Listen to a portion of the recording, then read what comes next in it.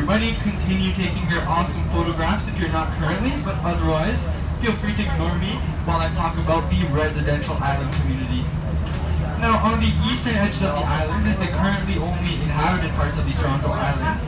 And until the 1800s, Torontonians lived all over the Toronto Islands. But eventually, the Metro Toronto Council began destroying the houses of first the tents, cottages, and summer homes of the Torontonians. And in the 1950s, they were so upset about this that they formed the Toronto Island Residential Community Trust Corporation. And this procured 99 years of leases to all the remaining residents of the Toronto Island, but it did actually restrict all the houses to the eastern edges. And so as of now, all 244 houses on the Toronto Islands are within Algonquin and Wards Island, which are located on the eastern edges. If you guys make your way over to Wards Island, you will be greeted by the Wards Island Association Clubhouse, as well as a soccer field. Now, Wards Island is named after David Ward and his family.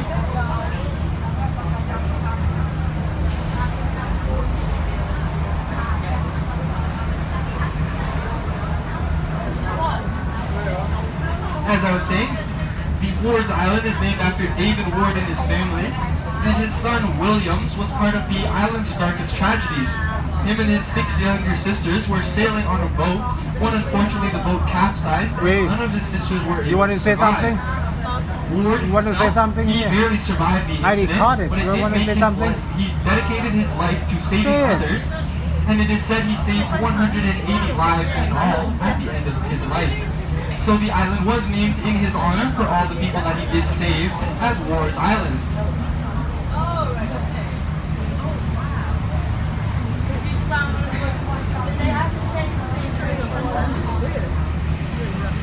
Now, the Toronto Island Residential Community Trust Corporation has a pretty unique real estate market, very different from the mainland of Toronto. Houses in the mainland of Toronto go for over $1 million, whereas similarly sized houses in the Toronto Islands would go for under $100,000. In the Toronto Islands, the houses are non-negotiable, and you are simply given the choice to buy or pass. However, not anyone could just buy a house, just like in the mainland's free market. You have to be on the list of 500 people maintained by the trust, and if you're not on this list of people, you cannot purchase an island house. At the current rate of sales in 2009, it would take you 167 to 250 years in order to get an island house. So unfortunately, the chances are not looking so good. But it is not all good news. Just because you have a cheaper house doesn't mean that after the 99 years, it is still your house. And actually, you could not give the house to your children if you're so pleased, because after the 99 years, it is given back to the Residential Community Trust Corporation. Additionally, there are a few restrictions if you live on the Toronto Islands. First of all, you cannot have a car, and second of all, you have to have it as your primary residence, meaning that if you live on the Toronto Islands, you live there year-round. And this means that you have to take a ferry boat to grocery stores or to any work or school that you are attending in the winter times. And in the winter times, it does often freeze over, at which point we have a fireboat called the William Lyon Mackenzie, and it has ice-breaking qualities that paves the way in the ice for the ferries, which only one of which operates in the winter times. Now, if you guys wanted to make your way over to the Toronto Islands because you're sad about not being able to get an island house, you can take the Jack Layton Ferry Terminal to up to 3 places all over the Toronto Islands. They can take you to Wards Island, the residential park, Middle Island, which is actually the Center Island Ferry, and it can take you to Centerville. And the last one is the Hanlan's Point stop, which we just passed when we were exiting, and it was on the right-hand side when we entered. Now, just past the Portland's Niger on our right-hand side, we have the Tommy Thompson Park, which is a great place for bird watching and for outdoors in general. Now, in the Tommy Thompson Park, it is completely man-made, and it is closed before 9 a.m. and after 4 p.m. due to ongoing truck filling operations. And on this boat, in the Tommy Thompson Park, the reason for the 300 species of birds that have been observed in the Tommy Thompson Park is because we are located in the center of 2 major flyways, which is the path that migratory birds take while taking the north to the south in the winter or summer seasons while migrating.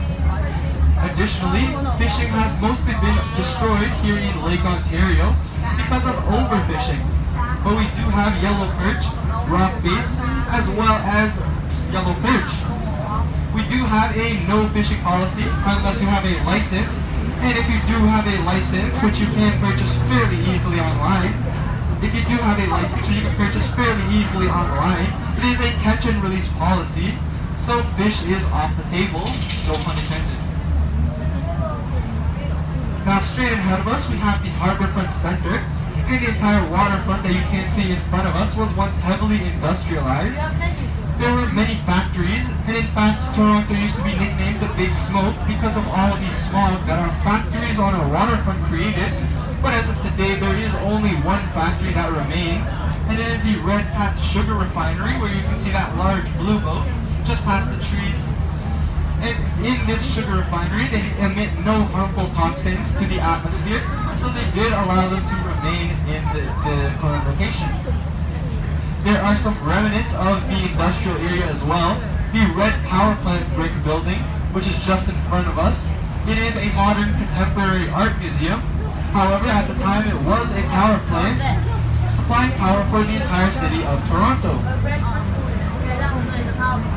Now, the Harbourfront Centre was part of the 1970s Waterfront Revitalization Act that was started by Pierre Trudeau, the father of Justin Trudeau, and he transformed the waterfront into what we can see in front of us today.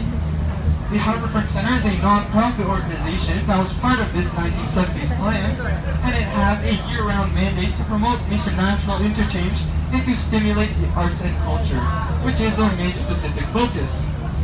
Now, at the top of the CN Tower, which is the tallest freestanding structure in the Western Hemisphere, as well as our skyline, on the top bulb, right under the rings on the left side, you can see a series of orange costumed participants, and they are participating in the Edge Walk. The Edge Walk, they took a common demographic poll of the most common Edge Walkers, and the answer was teenagers from 18 to 25. And the second most common demographic of edgewalkers was women over 80. So if you guys wanted to conquer your fear of heights very quickly in the span of a few minutes, then I definitely recommend the Edgewalk. I've been told that at the top of the CN Tower, you can see Niagara Falls on a clear day. So now, as we make our way back to our dock at the Harbourfront Centre, I ask that you guys all remain on your current level and do not use the stairs. And if you're not currently seated, just try to find a seat. Otherwise, just hold on tight. As we make our way to the dock, if you guys are looking for any hop-on, hop-off buses to catch up, just over this white bridge, past the Amsterdam Brewhouse, and it's going to be on your right-hand side, where you can resume the tour from stop 17. Just once again, I ask that you guys stop using the stairs from this point forward. But it has been great, and you guys were all wonderful. I hope you guys have a wonderful day, and once again, I will make an announcement when it's safe to disembark.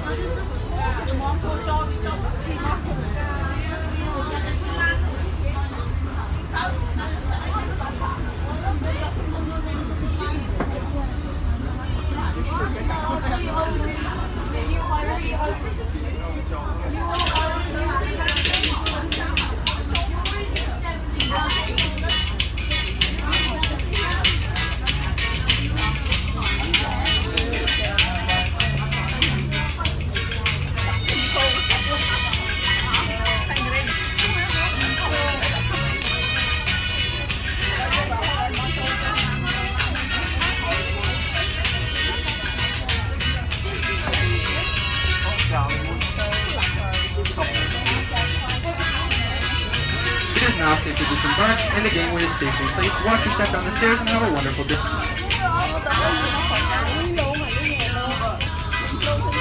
Về phía đó.